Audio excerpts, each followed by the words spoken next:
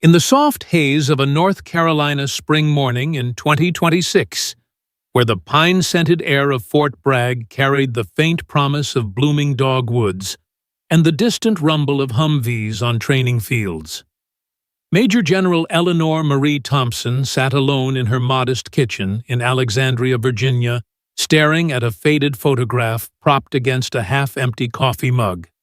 The image captured a gap-toothed boy of 7, his freckled face smeared with chocolate from one of her rare homemade brownies, grinning up at her with the unbridled trust only a child could muster. That boy was Daniel now, her Daniel, 20 years old, and halfway through his basic training as a private in the 82nd Airborne Division, and the weight of those intervening years pressed on her chest like the Kevlar vest she'd worn through deployments in Afghanistan and Iraq. Eleanor, with her silver-streaked auburn hair pulled into a practical ponytail, and the faint lines of command etched around her sharp blue eyes, had risen through the ranks of the U.S. Army over 2 decades, earning her stars not through nepotism or flash, but through sheer grit, leading platoons through sandstorms, negotiating ceasefires in dusty outposts, and burying too many good soldiers under foreign skies. But for all the battles she'd won on distant fronts, the one that gnawed at her soul was the quiet war she'd waged at home, where her absences stretched like shadows across family dinners, missed school plays, unattended, and bedtime stories reduced to hurried voicemails. Daniel had enlisted straight out of high school, his decision a mix of patriotic fire and that boyish need to prove himself. But Eleanor couldn't shake the guilt that she'd pushed him toward it indirectly, her tales of duty and honor filling the voids left by her calendar. It had been 6 months since he'd shipped out to Fort Bragg, that sprawling fortress of American resolve in the heart of the Sandhills, and in that time, their conversations had been clipped stolen moments on satellite phones amid the cacophony of drill sergeants and M4 rifles clacking through dry fire exercises. She missed the sound of his laughter echoing off the walls of their old row house, the way he'd tease her about her general's growl during strategy board games, and most of all, the simple act of feeding him, of watching his eyes light up over a plate of creamy macaroni and cheese laced with sharp cheddar and a whisper of smoked paprika. Today, she vowed would be different.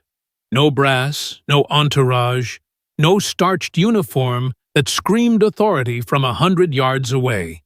She wanted to be just Mom, slipping into the base like any other visitor, arms laden with love disguised as comfort food, to remind him that beyond the push-ups and the pride, there was still a home waiting. Rifling through her closet, Eleanor bypassed the rows of tailored blouses and wool skirts, digging instead to the back where forgotten civilian clothes hung like relics. A faded blue sweater from a long-ago family trip to the Smoky Mountains, loose-fitting jeans worn soft from too many washes, and sensible flats that wouldn't clack like high heels on concrete barracks floors. She caught her reflection in the mirror, 52 years old, still fit from morning PT runs along the Potomac, but stripped of epaulets. She looked ordinary, vulnerable. Even the kind of woman who blended into PTA meetings rather than Pentagon briefings. A pang of doubt flickered. Would Daniel even recognize her without the weight of her rank? But she pushed it down, steeling herself with the mantra that had carried her through Ranger School: adapt and overcome. In the kitchen, the counters soon overflowed with Tupperware and foil-wrapped treasures. She started with the mac and cheese, stirring a roux over low heat until it thickened like a hug, folding in elbow pasta cooked al dente, and a crumble of bacon for that extra crunch Daniel had begged for as a teen. Brownies followed, fudgy and dense, studded with walnuts, because he claimed they made them manly, baked in the same Pyrex dish she'd used since he was little, the one with the chip on the rim from a clumsy drop during his first attempt at helping. She added deviled eggs, his guilty pleasure, from church potlucks, and a thermos of sweet tea, the kind loaded with lemon slices and just enough sugar to cut the southern humidity. As she packed it all into a sturdy canvas tote, the kind she'd slung over her shoulder during civilian vacations, Eleanor's hands trembled slightly, not from the effort, but from the ache of anticipation. What if he was too tired, too immersed in the grind of airborne quals to care? What if her showing up unannounced painted a target on his back, among the barracks? Wolves. She glanced at the clock. 47 a.m. and loaded the car, her reliable Subaru Outback, humming to life under the street lamp glow. The drive south would take 7 hours, give or take traffic around Richmond, but she welcomed the solitude, the ribbon of I-95 unspooling like a lifeline southward. Popping in an old mixtape, Springsteen crooning about Born to Run Glory, she merged onto the highway, the dawn breaking gold over the Chesapeake, as her mind wandered to Daniel's last letter scribbled on notebook paper and smelling faintly of boot polish. Mom, it's tougher than I thought. But good tough. The guys are solid. And yeah, I miss your cooking. Don't worry about me. I'm making you proud. Proud. The word twisted in her gut. She'd built a career on pride advising generals on logistics in the bowels of the Pentagon. Her voice steady during congressional testimonies on troop morale. Yet here she was, fretting like a rookie over a care package. By midday, the landscape shifted from Virginia's rolling hills to the flat, pine-dotted expanse of the Carolinas, the air growing thicker, laced with the tang of turpentine from vast timberlands. Fort Bragg loomed on the horizon, its gates a steel maw guarded by MPs in crisp BDUs, the stars and stripes, snapping briskly against a cloudless sky. Eleanor pulled up to the visitor center, her heart thudding like a rotor blade as she flashed her ID, not her military CAC, but a civilian driver's license, just Mom from out of state. The sergeant at the kiosk, a young woman with a polite nod, waved her through after a cursory check, directing her to the family visitation annex, a squat brick building tucked behind the post exchange where picnic tables dotted a gravel lot and the faint scent of grilled burgers wafted from a distant mess hall. She parked, hefted the tote now joined by a cooler for the perishables, and smoothed her sweater, drawing a deep breath that tasted of resolve and regret. Inside the annex was a no-frills affair, scuffed linoleum floors, vending machines humming in the corner, and a cluster of hard plastic chairs arranged around formica tables scarred by years of coffee rings and crayon scribbles from littler visitors.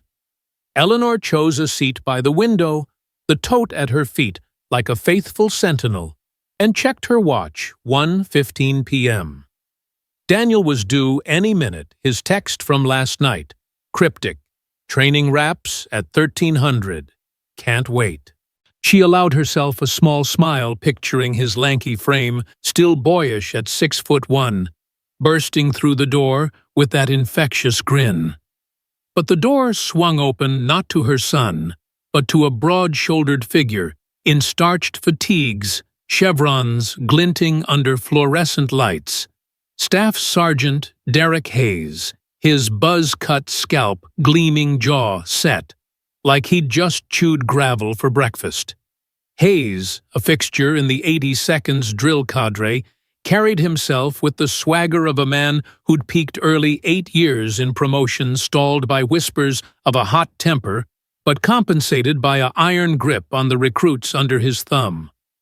He scanned the room like a hawk spotting field mice. His eyes narrowing on Eleanor's unassuming form, the sweater a touch threadbare at the cuffs, jeans faded from practical wear, no jewelry save a simple wedding band she'd never removed since her husband's passing a decade ago in a stateside accident. The tote bulging with promise drew his gaze next, and his lip curled in a sneer that spoke volumes of disdain for anything that smacked of softness in his hardened world. "Ma'am," he drawled the word laced with sarcasm, that could curdle milk. You new to this army life, first time visiting the fort. Eleanor met his stare evenly, years of command briefings honing her poker face, though inside a flicker of unease stirred. Yes, Sergeant. Just here to see my son. Hayes crossed his arms, boots planted wide, as if staking claim to the linoleum, his voice dropping to that patronizing timbre reserved for wayward privates. Well, darlin', we got rules round here. This ain't no backyard barbecue. You roll up looking like you just wandered off a Walmart clearance rack, haulin' what enough junk to feed a platoon. What's in the bag, anyway? Moonshine and grits. He jabbed a thumb at the tote, his chuckle devoid of humor echoing off the cinder-block walls. Eleanor's cheeks warmed not from embarrassment, but from the raw insult of it, the hours spent chopping onions, until her eyes watered the careful measuring of flour for brownies that evoked memories of Daniel's 8th birthday, all reduced to junk by this posturing peacock in sergeant's stripes. She swallowed the retort, rising like bile reminders of the UCMJ of respect for civilians on base, but bit it back, mindful of Daniel's fragile footing in this boot camp crucible. It's just some food for him, Sergeant, nothing more. Hayes leaned in close enough for her to smell the stale coffee on his breath, his eyes raking over her again with undisguised judgment. Food lady, we got MREs for a reason. This ain't the Hilton. You think showing up in rags and trash bags makes you special, softens the boy up, is what it does. Ruins discipline. My recruits don't need coddlin' from mamas who can't even dress for the occasion. The words landed like shrapnel, each one slicing deeper into the armor she'd built over years of glass ceilings and gender biases in khaki. Eleanor gripped the table-edge knuckles, whitening her mind, flashing to boardrooms where she'd faced down 4-star generals with less venom, yet here in this sterile waiting room stripped of her stars, she felt exposed, small. But she held her ground voice steady as a rifle report. I appreciate your concern for discipline, Sergeant. I'll keep that in mind. Hayes snorted, straightening with the air of a victor in a skirmish too one-sided to count. But before he could launch another salvo, the door banged open again, and there was Daniel's sweat-dampened ACUs clinging to his frame. Dog tags glinting against his collarbone, his hazel eyes widening in pure, unfiltered joy as they locked on her. Mom! He crossed the room in 3 strides, dropping his ruck with a thud, arms enveloping her in a bear hug that smelled of gun oil and youthful exertion. For a heartbeat, the world narrowed to that embrace, the solid warmth of him chasing away the chill of Hayes's barbs, and Eleanor buried her face in his shoulder, inhaling the scent of her boy-made man. Surprise, she murmured, pulling back to cup his cheek, noting the new hardness in his jaw, the faint scar from a training mishap he'd downplayed in emails. But the moment shattered as Hayes cleared his throat like a thunderclap. Private Thompson, front and center. You forgettin' where you are. This your idea of PT hugging it out with mommy, dearest. Daniel froze, color draining from his face as he pivoted to attention salute, snapping up crisp, despite the tremor in his voice. Negative, Staff Sergeant. Just visitin'. Hayes circled them like a shark, scenting blood, his gaze flicking between mother and son with predatory glee. Visiting, huh? Well, tell your lady friend here that next time she shows up, looking like she means business, not like she's auditioning for a thrift store commercial. And that bag of garbage, leave it at the gate. We don't need civilians turning my barracks into a damn potluck. Daniel's jaw clenched, eyes darting to Eleanor in silent apology, the conflict tearing at him, loyalty to his unit warring with the fierce protectiveness he'd inherited from her. Staff Sergeant, with respect, it's just food. My mom's just trying to what? Private undermine the chain of command. Hayes' voice rose, drawing stares from a couple of other families in the corner, his finger jabbing toward the tote like it was contraband. You want to make it through airborne without washing out, you explain to her how we do things here. No special treatment, no sob stories. Eleanor's heart fractured at the sight her son shrinking under the onslaught. The boy who'd once stood up to playground bullies now reduced to a statue of deference. She rose slowly, gathering the tote with deliberate calm, her general's poise reasserting itself beneath the civilian facade. "Daniel, honey, it's all right. We'll catch up another time. I love you. Make me proud." She leaned in for a quick peck on his cheek, ignoring the way Hayes smirked like he'd won the field and turned toward the exit. Each step measured the weight of the bag, nothing compared to the lead in her chest. Outside, the spring sun mocked her with its cheer glinting off windshields as she loaded the car. The brownies untouched the mac and cheese, cooling in futile anticipation. Sliding behind the wheel, Eleanor allowed the tears to come, not the racking sobs of defeat, but the hot, silent tracks of a woman who'd faced worse and endured. Who was this Hayes to her? A petty tyrant in a uniform 2 sizes too big for his ego, lording over green recruits like a feudal baron. But more than that, it burned that he'd struck at the heart of what she'd come for, the simple, sacred bond between mother and son, tainted by his small-minded cruelty. As she pulled onto the access road, Bragg's vast acreage, stretching out like a green sea resolve, hardened in her veins. She wouldn't storm the gates with her rank that would only smear Daniel with the brush of favoritism, invite whispers of mama's boy in the showers.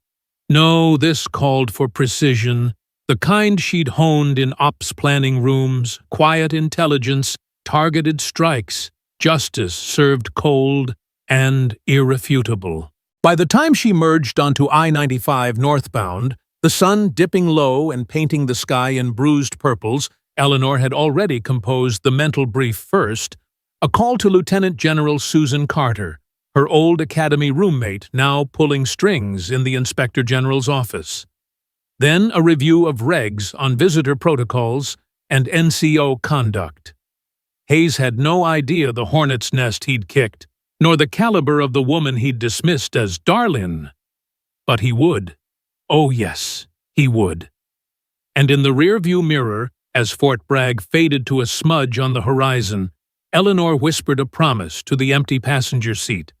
"Hold on, Danny boy. Mama's coming back for you and for all the ones like you who deserve better." The highway stretched on a ribbon of asphalt, under tires, humming with purpose, carrying her not just home, but toward a reckoning that would echo far beyond one spring afternoon's slight. The fluorescent hum of the Pentagon's E-ring corridor seemed to mock Eleanor's retreating footsteps as she navigated the labyrinthine hall back to her office late that spring afternoon in 2026, the weight of Fort Bragg's humiliation still clinging to her like damp Carolina clay. Her civilian flats whispered against the polished marble, a far cry from the authoritative click of her service pumps. But inside, the general stirred, the one who'd stared down Taliban warlords in Helmand province without flinching, who'd testified before Senate committees on the ethics of drone strikes with the calm precision of a surgeon. Now, though that steel felt brittle, cracked by the casual venom of a staff sergeant who'd reduced her life's work to junk and her son's embrace to a disciplinary infraction. She paused at a window overlooking the Potomac, its waters churning gray under a sky bruised by gathering clouds, and let the cool glass press against her forehead, willing the sting in her eyes to subside. Daniel's face haunted her, the way his shoulders had hunched under Hayes's glare, that flicker of shame in his hazel eyes, mirroring her own buried insecurities, from a childhood spent chasing her father's approval in the shadow of his own faded GI Bill dreams. How many times had she promised herself she'd shield him from this world, The one that demanded you swallow pride with your chow, only to propel him into it with stories of glory around the dinner table.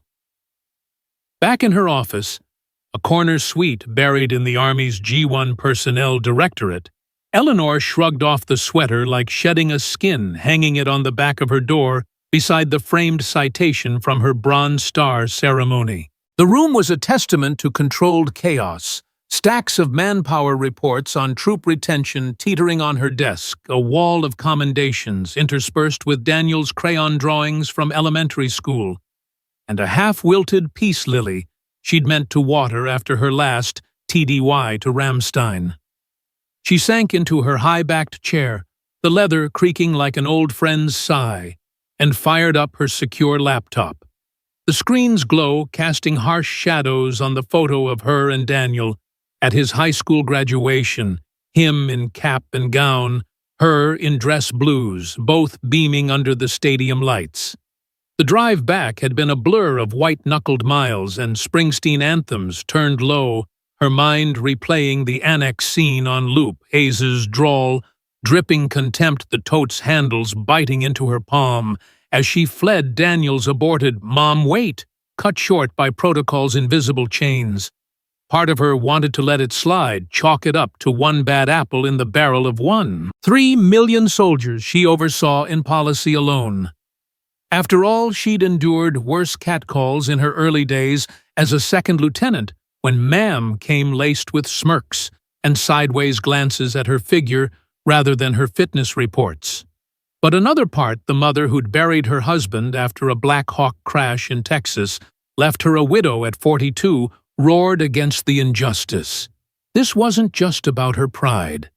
It was about the erosion of something sacred, the trust that bound families to the flag, the quiet covenant that said, your kid in uniform deserved dignity from cradle to grave. She couldn't unleash the full fury of her rank, not yet, not without risking blowback on Daniel, painting him as the privileged spawn of brass who got special treatment while his battle buddies scrubbed latrines. No, this needed finesse, the scalpel over the sledgehammer, a whisper in the right ear that could topple a tyrant without toppling the tower. Her fingers hovered over the encrypted line to Lieutenant General Susan Carter, her West Point roommate from the class of '94, now the IG's deputy at the Pentagon's other end of the hall. Susan, with her no-nonsense bob and a laugh like gravel in a tumbler, had been Eleanor's anchor through the glass-ceiling gauntlet, the two of them sneaking contraband M&Ms during plebe year, sharing foxholes in Kuwait, and toasting promotions over cheap Merlot when the boys' club tried to box them out. If anyone could dissect this without drawing blood, it was Sue. The line clicked open on the second ring. Ellie Thompson, as I live and breathe. To what do I owe the pleasure on a Friday, you finally ditching that desk for a real op? Susan's voice crackled with warmth, laced with the faint Boston twang she'd never fully shed. Eleanor leaned back, exhaling the knot in her chest. Sue, it's personal, but Army personal. I need your ear off the record for now. And what followed was a measured download. The drive south, the annex ambush, Hayes's barbs landing like friendly fire. Daniel's frozen stance amid the wreckage. She kept it clinical at first, facts over feelings, timestamps from her dashcam synced to the base clock, the exact phrasing that skirted Article 134's General Disrespect Clause without quite breaching it. But as she spoke, the dam cracked her voice, thickening on the image of her son's downcast eyes, the untouched brownies cooling in the cooler like rejected offerings. Susan listened in that rare silence of hers, the kind that absorbed storms without a ripple, until Eleanor trailed off with a shaky, I can't let it stand, Sue. Not for him. Not when it reeks of a culture that chews up good kids before they even earn their jump wings. On the other end, papers shuffled, a pen tapped a telltale sign Susan was already mapping vectors. Jesus, Ellie, that's not a slight. That's a symptom. Hayes sounds like every tin pot Napoleon I've bounced in the last fiscal year, ego bloated on unchecked power, preying on the soft spots. But you playing civilian mom ballsy. And smart. Keeps the nepotism wolves at bay. A pause, then steel. All right, here's the play. I'll kick off a quiet IG prelim visitor protocols.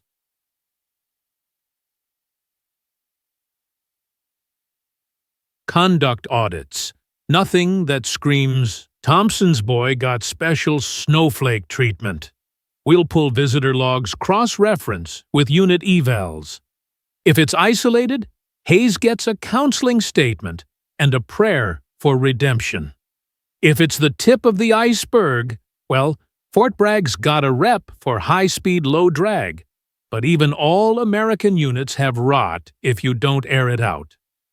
Eleanor nodded to the empty air gratitude flooding the hollow in her gut. Discreet as a ghost Sioux, Daniel can't know last thing he needs is his rackmates thinking Mommy pulled strings. Copy that. And Ellie, you're not just fighting for Danny. This is for every Gold Star mom who sends her baby off wondering if the uniform protects or poisons. Get some rest. I'll loop you by Cobb Monday. The call ended with their old sign-off, hoo-ah and hugs, leaving Eleanor staring at the blank screen, the first embers of agency flickering to life. But as twilight bled through the blinds painting her office in indigo, her thoughts drifted to Fort Bragg, 200 miles south, where the real storm was brewing unseen. Daniel slumped on his bunk in the 2nd Battalion barracks, the fluorescent buzz overhead mirroring the throb in his temples from a day of ruck marches that had left blisters weeping through his socks. The squad bay smelled of feet and Axe body spray. A symphony of snores and muttered curses punctuating the evening stand-down as his battle buddies unwound Jenkins nursing a bruised ego from a botched low-crawl Ramirez scrolling memes on a smuggled burner phone. All of them orbiting the gravitational pull of Staff Sergeant Hayes, who held court from his corner rack like a drill instructor kingpin. Hayes with his Ranger tab faded but flaunted, and a playlist of Toby Keith anthems blaring from a battered iPod dock was the unit's unofficial enforcer doling out extra PT for infractions real and imagined trading favors for silence, his gravelly laugh, a warning shot that you towed the line or tasted boot. Tonight he was in fine form, sprawled in boxers and a wife-beater, cracking open a contraband monster as he regaled the circle with his latest conquest. So there I am, babysitting the family room, and this frumpy broad rolls in jeans like she slept in tote bags stuffed like a hobo's bindle. Oh, Sergeant, it's just for my whittle boy. Give me a break. Told her straight, Army ain't a tea party. Private Thompson's mama, can you believe kid's got potential, but mama's dragging him down with that pity party crap? The squad chuckled on cue, a nervous ripple masking the undercurrent of unease. Hayes's stories always carried Barb's reminders that loyalty flowed one way up the chain to him. Daniel, feigning sleep with his boonie hat pulled low, felt the words burrow like fire ants, each one validating the knot of shame from the annex. He'd wanted to deck the bastard right there. Channel the fury he'd bottled since Hayes had made him police the entire company's brass after a rain-soaked field op. But what good would that do? Article 15. A dishonorable footnote on his DD-214 before he'd even tasted the thrill of a static line jump. No better to swallow it, like the MRE chili mac that tasted like regret, and hope the weekend pass washed it clean. But as Hayes's voice droned on, next time she shows up looking like that, I'm sending her packing to the PX gift shop, Daniel's mind wandered to his mom alone on that long drive back the brownies she'd slaved over gathering mold in the trash. She'd always been his rock, the one who'd taught him to tie his boots double-knotted and stand tall when the neighborhood kids called him Four Eyes for his glasses, Her stories of foxhole wisdom laced with that quiet fire that said the world bent for those who wouldn't break. Enlisting had been his way of bridging the gap her deployments had carved, proving he could carry the load without her carrying him. But now, under Hayes's thumb, it felt like sinking in quicksand, every step pulling him deeper into a brotherhood built on fear more than fellowship. Across the squad bay, Private First Class Malik Washington, a wiry kid from Philly, with a chip on his shoulder the size of the Liberty Bell, shot Daniel a sidelong glance, his dark eyes conveying what words? "Couldn't I see you, brother?" This wasn't the first time Hayes had flexed on a visitor last month. He'd chewed out a veteran's widow for cluttering the gate, with her wheelchair ramp requests sending her sobbing to the Red Cross office. Whispers of it had spread like contraband smokes, but no one spoke up. Snitches got stitches, or worse, recycled to a unit where the NCOs made Hayes look like a choir boy. As Lights Out echoed through the bays, Daniel lay staring at the acoustic tiles above the barracks, chill seeping through his wool blanket, and vowed silently he'd endure graduate top of his cycle, earn those silver wings that meant freedom from this petri dish of pettiness. But deep down a seed of doubt sprouted. What if the army he'd idolized was just Hayes, writ large a machine that ground down the best to prop up the bullies? Meanwhile, back in D.C., as the Capitol's lights flickered to life like distant artillery, Eleanor's reflections pulled her into the past, unbidden flashbacks unspooling like 8mm film in her mind's eye. She remembered 98, her first command as a captain in the 101st at Fort Campbell, Kentucky, where she'd inherited a platoon of greenhorns fresh from AIT, their eyes wide as she'd laid down the law, not with screams, but with straight talk. "We're family here. Fight for each other, not over each other." It had been revolutionary then, in an era when leadership too often meant fear over fidelity, and it had earned her a rep as the velvet hammer, tough but fair, the officer who ate last in the field, but shared her last M&M with the low man.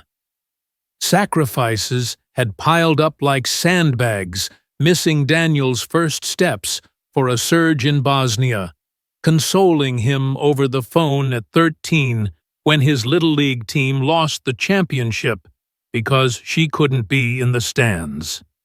Her husband's death had been the cruelest cut, a routine night training flight gone wrong, leaving her to bury him at Arlington, while Daniel, just turned 12, stood ramrod straight in his clip-on tie whispering, "You gotta keep going, Mom. For us." She'd clawed her way to Major by 35, Colonel by 40 stars. By last year, each promotion a Pyrrhic victory stained with the ink of divorce papers she'd never filed and the ghosts of holidays spent in transient quarters. Fairness had been her North Star, forged in the fires of being the only skirt in rooms full of stars whispering no to the good old boys who saw her as a quota fill rather than a war fighter. And now, this Hayes's echo chamber threatening to echo through her son's tour, perpetuating the cycle she'd fought to break. By Monday morning, as Potomac fog lifted to reveal a crisp dawn, Susan's prelim was in motion.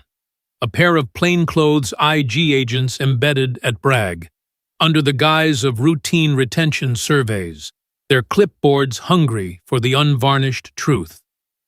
Word trickled down the Post's grapevine like bad coffee rumors of higher-ups sniffing around, whispers of budget audits masking deeper digs. In the 82nd's S3 shop, Colonel Robert Jenkins, a lifer with a mustache like a broom bristle and a penchant for micromanaging morning formations, felt the first twinge of unease. His coffee going cold as he scanned the IG memo, "Spot audit on unit cohesion and visitor interface protocols." And cohesion. That was code for morale, and morale at Bragg was a patchwork quilt stitched with airborne bravado, but frayed by the underbelly of hazing scandals that had made headlines after a rash of suicides in 24.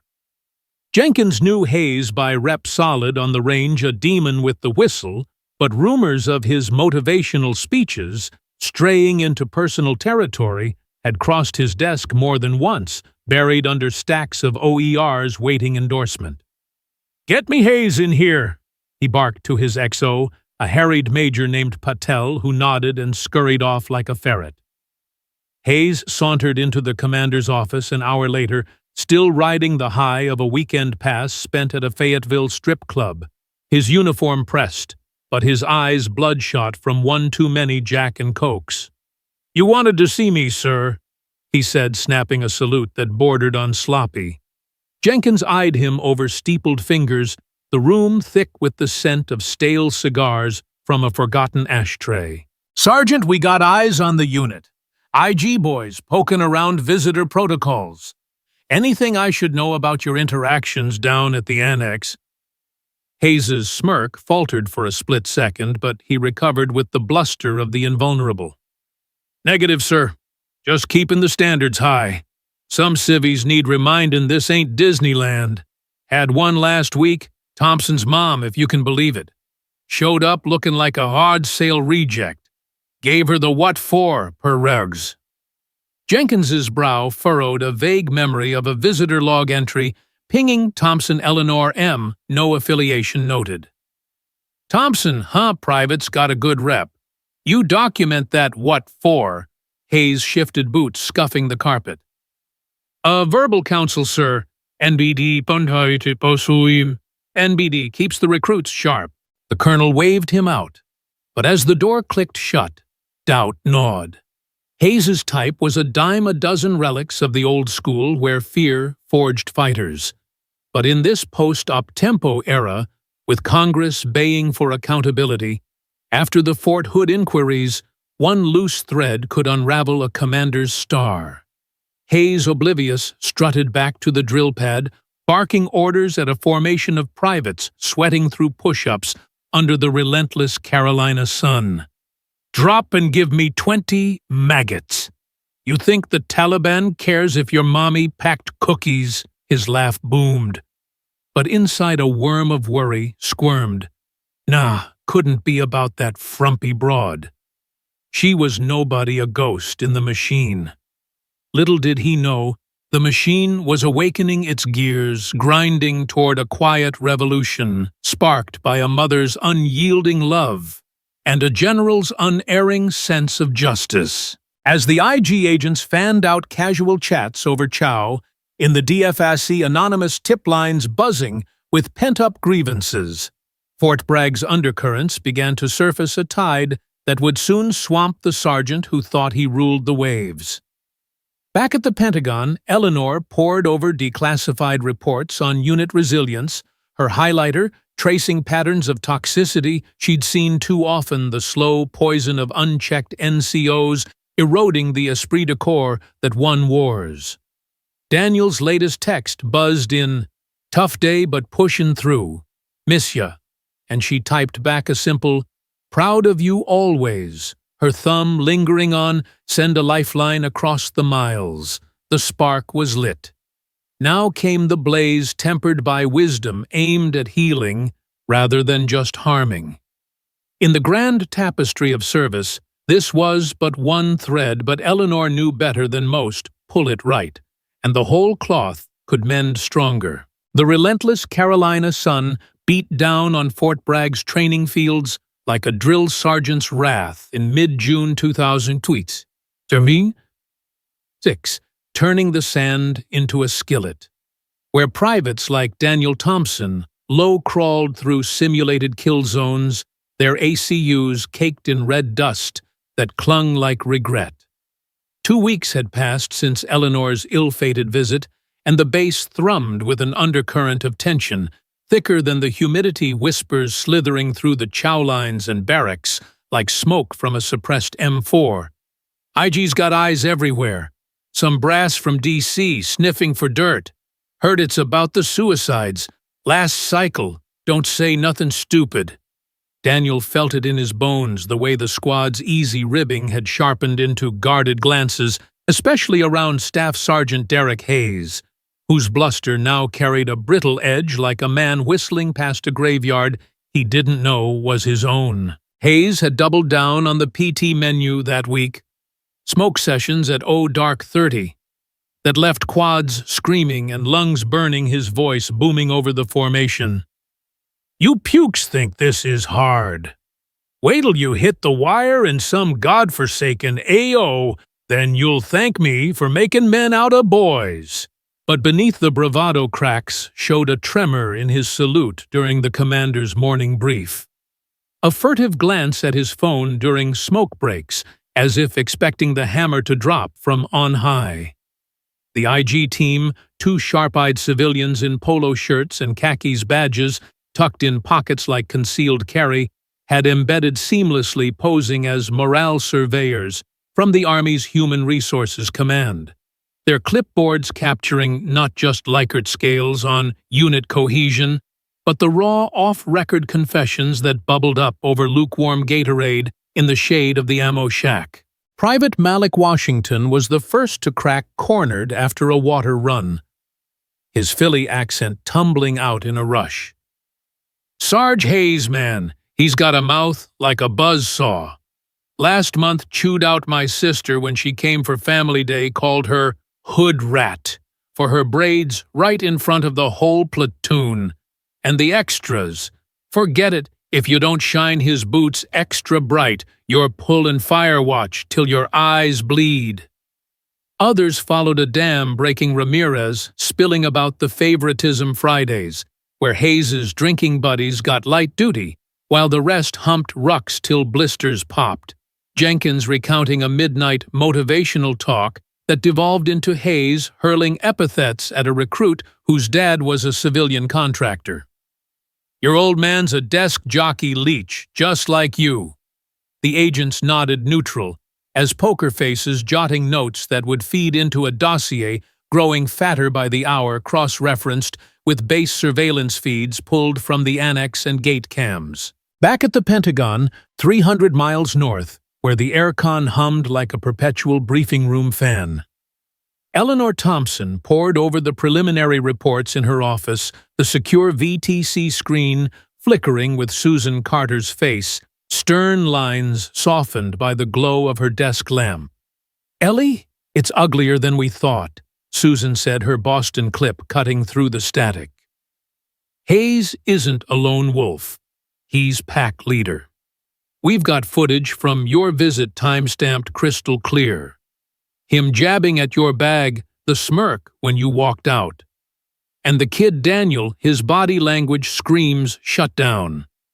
But it's the pattern 12 complaints in 2 years buried under personality conflicts.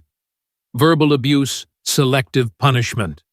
Even a whisper of Article 1 out of 20 on one assault allegation that got walked back."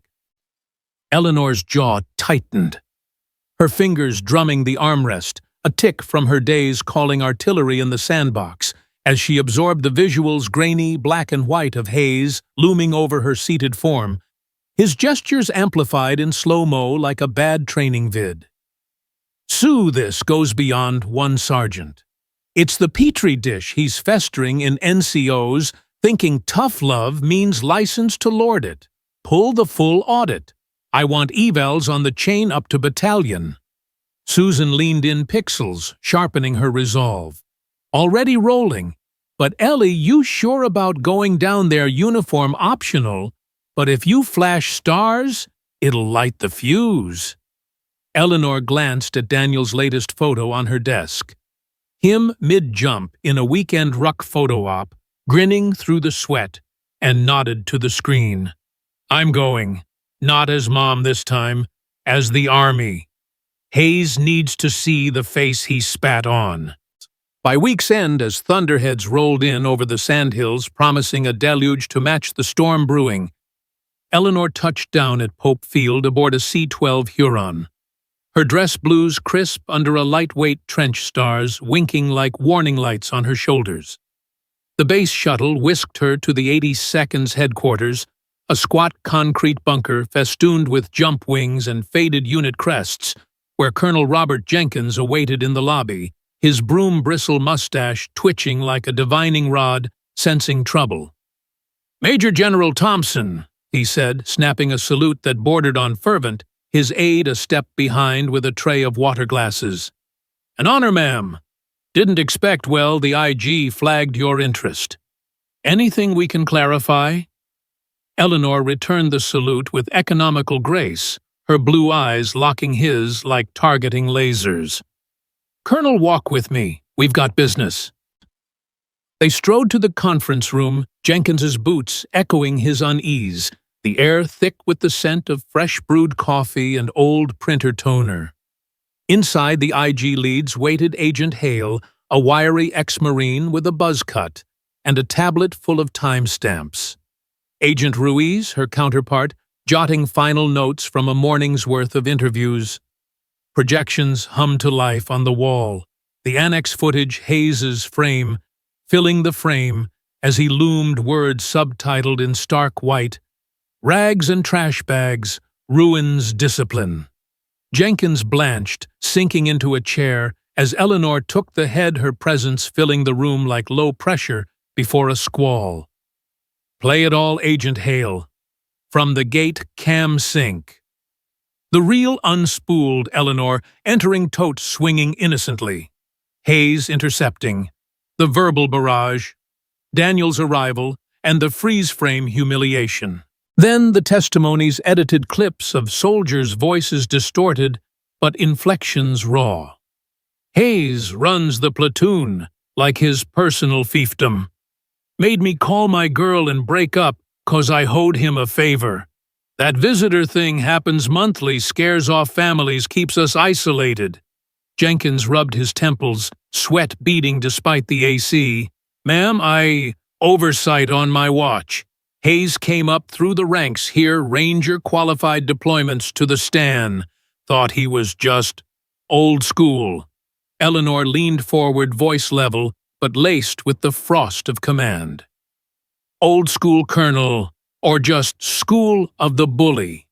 This isn't about one bad day. It's systemic fear over fidelity, eroding the trust that keeps soldiers fighting for each other, not against." As if on cue, the door swung open to Hayes, himself summoned by a yeoman's note. "Report to HQ Stat." When he entered, cocky fatigues starched but faltered at the threshold, eyes darting from Jenkins's ashen face to the frozen image of himself on the screen, mid-gesture finger accusatory at the tote. "Sir, ma'am, what's the—" His gaze snagged on Eleanor's stars, then her face, the pieces slotting with a sickening click, the frumpy broad, the yard sale reject now epauletted in authority that outranked his wildest nightmares. "You!" He breathed the word a wheeze color, draining to the consistency of bad chow. "General, I didn't!" Hale cut him off, tablet thrusting forward like a bayonet. "Staff Sergeant Hayes, you're under IG review for violations of UCMJ Articles 89, 91, and 134, disrespect to superiors, failure in duty, general disorder. We've got video statements, your own unit log entries, contradicting verbal counsel claims. Care to explain why Private Washington's sister filed a reach complaint last quarter, or why 3 recruits requested transfers, citing hostile command climate?" Hayes staggered to a chair, knees buckling. His swagger evaporated into a puddle of sweat. "It was just keepin' standards, sir. Ma'am, that day I thought she was nobody. A civvy messin' up the program. Didn't mean—" Eleanor rose then, circling the table with the deliberate pace of a predator closing in her flats, silent on the carpet. "Nobody's sergeant. That's the problem right there. Every mother, every father, every spouse walking through those gates is somebody the lifeline to the kid you're supposed to forge, not break. You saw a sweater and jeans, not a patriot who'd bled for this uniform longer than you've worn it. But worse, you saw weakness to exploit a chance to puff your chest because no one called your bluff." Hayes's head snapped up, eyes wide, with the horror of realization mouth working like a landed fish. "Ma'am, I swear on my rangers, my oath, I didn't know. Please let me make it right. Extra duty reduction. Anything." Jenkins' interjected, voice gruff with vicarious shame. "Hayes, stand down. The command's recommending NJP non-judicial punishment, stripe fines reassignment to a stateside desk at Leavenworth, and mandatory anger management through the ASAP." But Eleanor held up a hand, her gaze unwavering. "Colonel, that's a start. But make it stick unit-wide stand down on respect protocols next week. Guest instructors from the Equal Opportunity Office. And Hayes, your old school ends here. Report to the IG holding area. They'll process you out." Hayes lurched to his feet, salute wobbling as he backed toward the door, mumbling, "Yes, ma'am," like a mantra against the abyss. The room hung heavy in his wake, the projector clicking off with finality. Jenkins cleared his throat, turning to Eleanor with the humility of a man who'd just dodged a court-martial. "General, on behalf of the 82nd Hell, on behalf of the Post, my deepest apologies. For your visit, for Private Thompson, for letting rot like that fester. We'll audit every NC vow 6 months. Clean house if we have to." Eleanor nodded, the steel in her softening to tempered resolve. "Apology accepted, Colonel, but words are cheap, show me in policy. And reach out to the families. A command climate survey isn't enough. Make them feel welcome again." As Jenkins escorted her out, the base's PA crackled with a routine recall to quarters, but Eleanor detoured to the visitor annex, now bathed in the golden slant of late afternoon, the same plastic chairs mocking her with their indifference. Daniel waited there, summoned by a cryptic text from the company clerk. "Your mama's here, PT optional." His uniform rumpled from the field, eyes lighting like jump flares at the sight of her, then widening at the blues.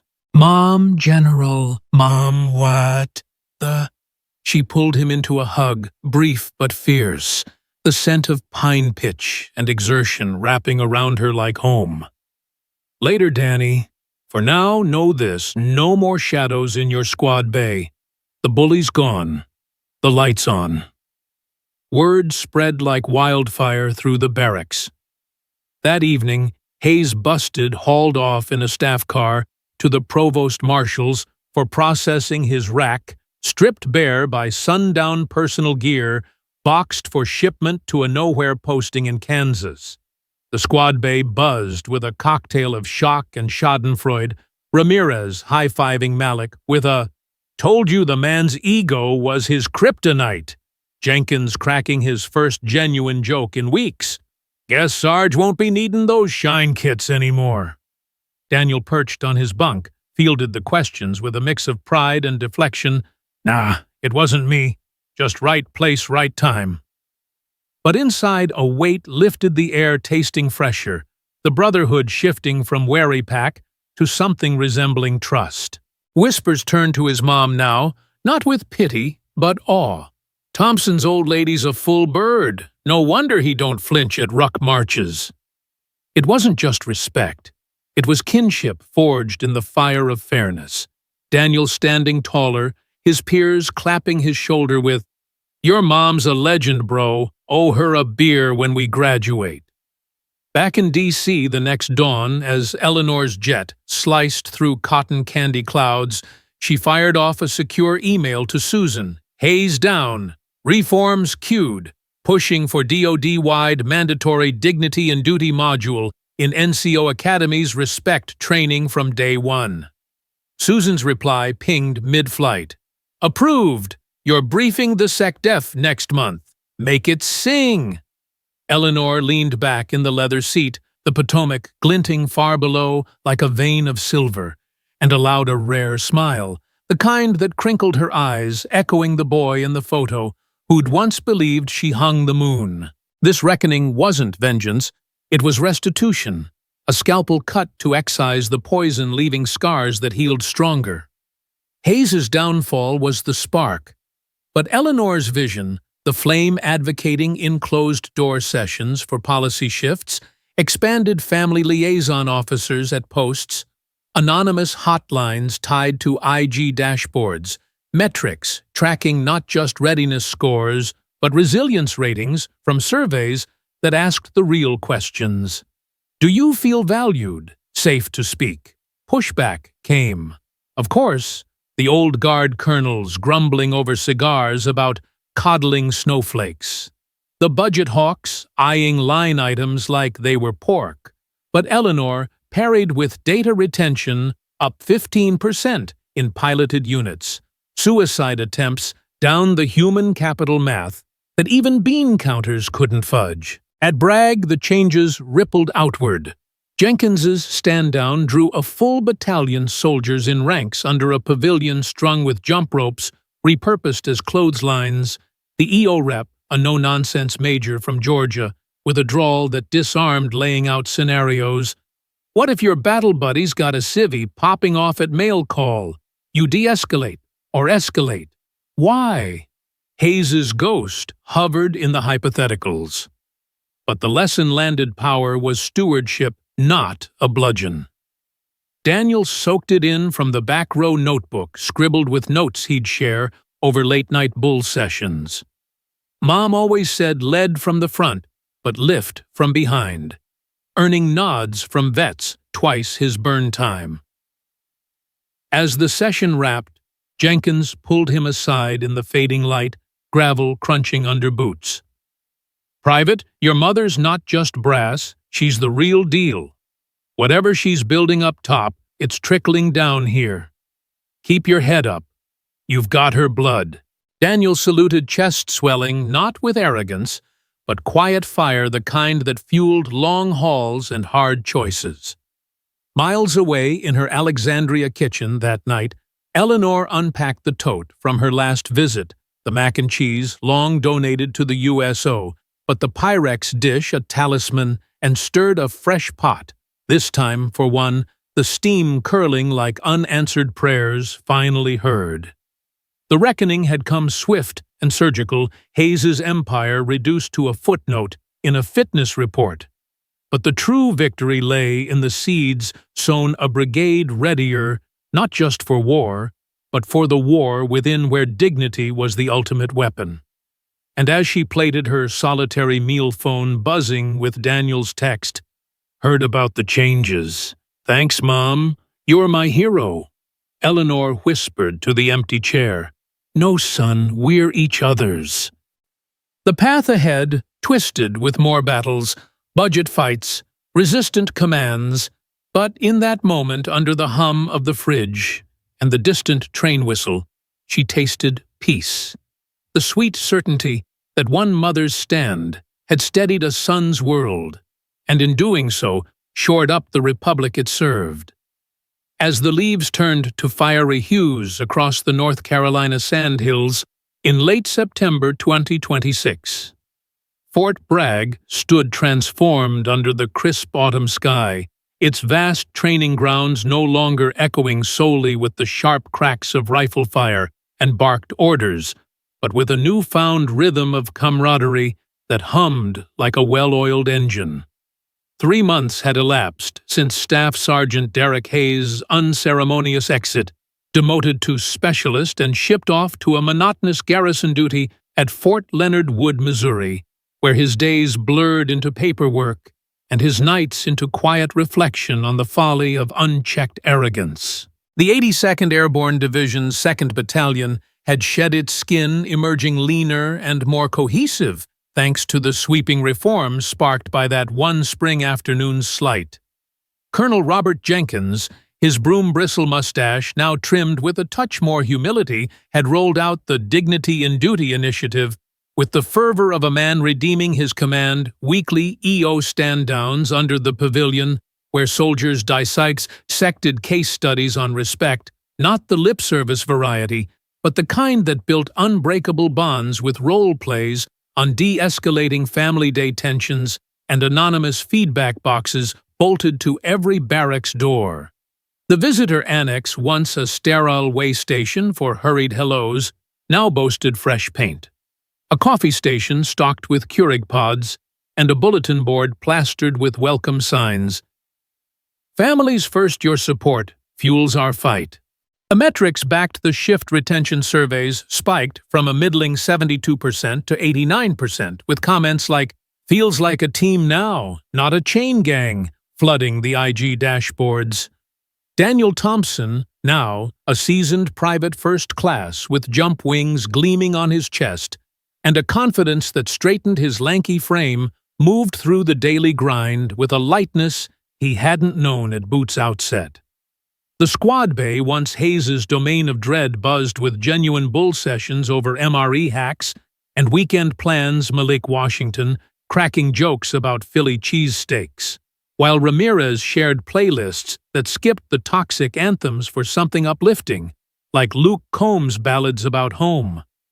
Daniel's rack, neat as a pin, held a new addition, a framed photo of him and his mom from her last visit, her civilian smile beaming beside his airborne grit, a talisman against the doubts that had once plagued his nights. He'd aced his quals, earned fire team leader stripes, and even mentored a fresh crop of privates on the finer points of low-crawl's whispering tips his mom had passed down. It's not about speed, it's about heart. Whispers of Thompson's the real deal. His old lady flipped the script, followed him not as envy, but admiration, forging alliances that made the rucks feel lighter, the jumps less terrifying. Demobilization day dawned clear and cool, the kind of October morning where the pine air nipped at your cheeks and the stars and stripes snapped like applause over the parade field. Daniel stood in formation for the final time, his duffel packed with memories, dog tags tucked safe, a Ranger tab application half-filled in his notebook, his heart pounding not with the dread of the unknown, but the thrill of homecoming. The ceremony was low-key, a quick speech from Jenkins about service that strengthens the soul, handshakes all around, and the symbolic turning in of gear at the arms room where the quartermaster clapped Daniel on the back. "You and your mama, y'all changed this place for the better, kid. Hooah." As the formation broke, Daniel spotted the Subaru Outback pulling up to the curb, his mom's familiar silhouette stepping out in that same faded blue sweater and jeans, tote in hand, but lighter. This time no cooler of perishables, just a thermos of sweet tea and a care package of his favorite beef jerky from a Virginia smokehouse. No uniform, no stars, just Eleanor Marie Thompson, Mom extraordinaire, her silver-streaked hair catching the sunlight as she waved. The MPs at the gate, ones who'd once eyed visitors with suspicion, now saluted her casually, one even calling out, "Mrs. Thompson, welcome back. Whole posts grateful." Jenkins himself appeared, striding over with a grin that split his face, extending a hand. "Si, de sen hand," that Eleanor shook firmly. "Ma'am Eleanor, on behalf of the 82nd. Thank you. Retention's up, incidents down, and the families they're lining up for visits now. That Dignity program, it's gold piloting it brigade-wide next quarter." Eleanor smiled, that quiet crinkle in her blue eyes, betraying the depth of her relief. "Colonel, it's the soldiers like Daniel who make it work. You laid the foundation, they built the house." Jenkins nodded, clapping Daniel on the shoulder before excusing himself, leaving mother and son in a bubble of normalcy amid the post's bustle. Daniel enveloped her in a hug that lifted her off her flats, the scent of pine pitch and fresh laundry mingling as he pulled back, hazel eyes shining. "Mom, you came, and everything. The changes guys say hi, by the way. Malik wants to meet you someday, calls you the Ghost General." Eek! Eleanor laughed, a sound like wind chimes in the breeze, handing him the thermos, as they walked toward a nearby picnic table under a sprawling oak, its leaves drifting like confetti. Ghost, huh? Better than frumpy broad. Sit, tell me everything. The jumps, the buddies, the real stuff you couldn't text. They talked for hours, the bass fading to a backdrop, as Daniel unspooled his tour. The terror of his first night jumped the chord, whipping him into the black void before the canopy bloomed like salvation.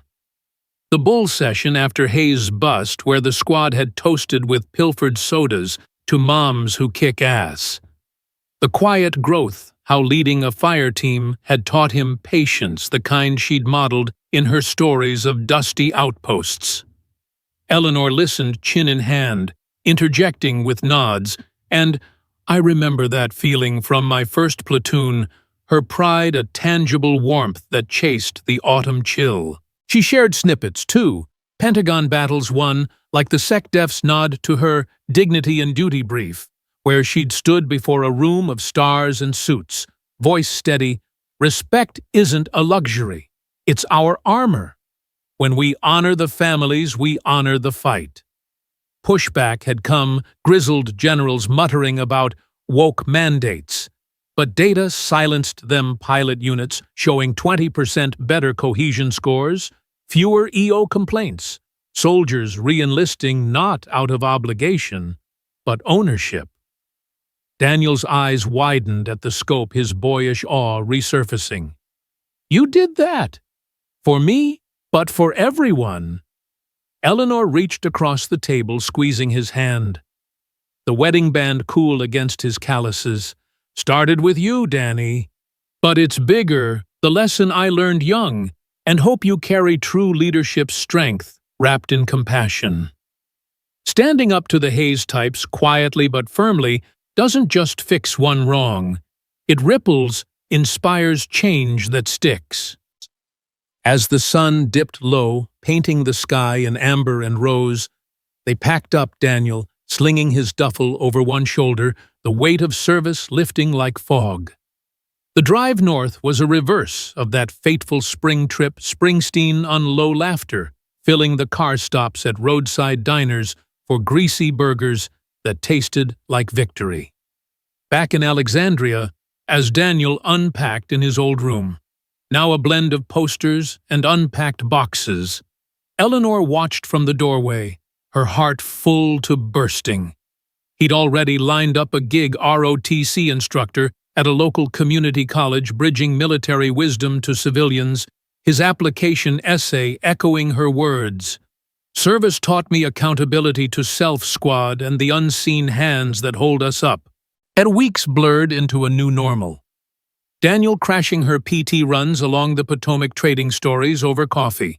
Eleanor beaming at his first class, where he wove in tales of Fort Bragg's turnaround, ending with, respect all, or lose them all, that's the Army's real creed. At the Pentagon, her legacy unfolded in boardrooms and policy memos. The Dignity Initiative scaled DoD-wide mandatory modules in every boot camp, hotlines linking families to ombudsman metrics, tracking not just kills but kindness. She briefed Congress, her voice a clarion. Injustice unchecked breeds weakness. Courage in the face of it forges unbreakable resolve. Colleagues who'd once eyed her warily now sought her counsel, the velvet hammer, evolving into the architect of a kinder core. But the deepest transformation was personal. Eleanor, once haunted by absences, now savored the everyday Sunday barbecues where Daniel grilled ribs with her secret sauce, game nights, resurrecting Monopoly marathons, her guilt transmuted to gratitude. Daniel, too, carried the fire, dating a sharp paralegal from his college days, volunteering at vet centers, his resilience a mirror of hers, proof that one quiet stand could rewrite not just rules, but lives. As winter's first snow dusted the row house roof that December, Eleanor sat by the window with a mug of cocoa, watching Daniel shovel the walk with that same determined grin from the faded photo. The story of Hayes and the annex had become barracks legend, a cautionary tale whispered in AIT. Don't judge the book or the mom by its cover. But the true moral, etched in policy and heart alike, rang clearer. True leadership marries unyielding strength with profound compassion, turning personal pain into communal gain. Standing against injustice, even in whispers to the right ears, sparks systemic waves that heal divides and honor the human core of service. It demands accountability from the top down, respect for every soul under the flag, from the general in the briefing room to the private's waiting mother, and the raw courage to act, personal cost be damned, because in that act lies the Republic's enduring soul. Eleanor raised her mug in silent toast to Daniel, to the Army reborn, and to the lesson that had carried her through. In the end, love and justice wins the long war.